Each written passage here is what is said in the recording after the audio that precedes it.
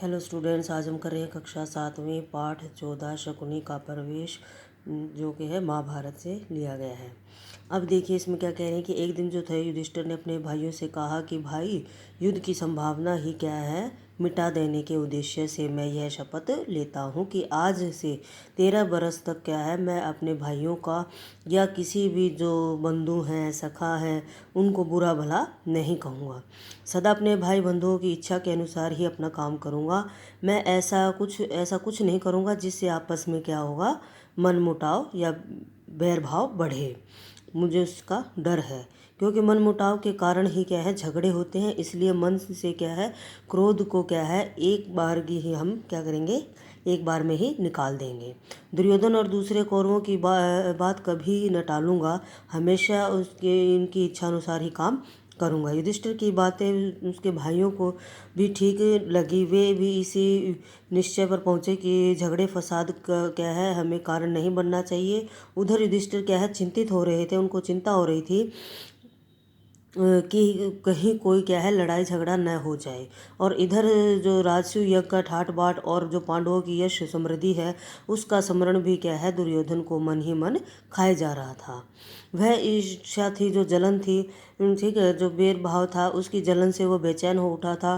दुर्योधन ने भी यह देखा था कि कितने ही देशों के राजा थे पांडवों के परम मित्र बन गए थे। इस सबसे स्मरण मात्र से ही उसका दुख क्या है और भी ऐसा है उठा था। पांडवों के सौभाग्य की याद करके उसकी क्या है जलन बढ़ने लगी थी। अपने महल के कोने से इसी भांति चिंतित और उदास भाव से वह एक रोज क्या हो गया था, खड़ा हो गया था कि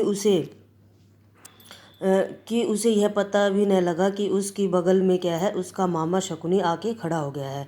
बेटा, यूँ तो चिंता और उदास क्यों खड़े हो, कौन सा दुख है जो तुमको सता रहा है? शकुनी ने कहा। दुर्योधन लंबी सांसें लेते हुए बोला, मामा, चारों भाई समेत क्या है युधिष्ठिर ठाट बाट से राजकाज कर रहे हैं।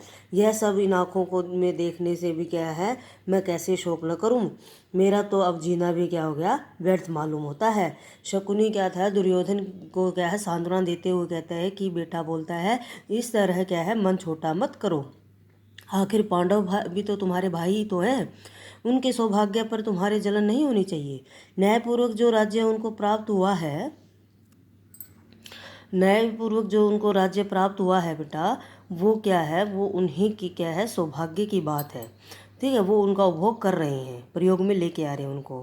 पांडवों ने किसी का कुछ नहीं बिगाड़ा है। जिस पर उनका अधिकार था वही उसे मिला है। उसकी शक्ति से प्रयत्न करके यदि उन्होंने अपना राज्य तथा सत्ता बढ़ा ली है तो तुम जी छोटा क्यों करते हो? और फिर पांडवों की शक्ति और सौभाग्य से तुम्हारा क्या बिगड़ता है?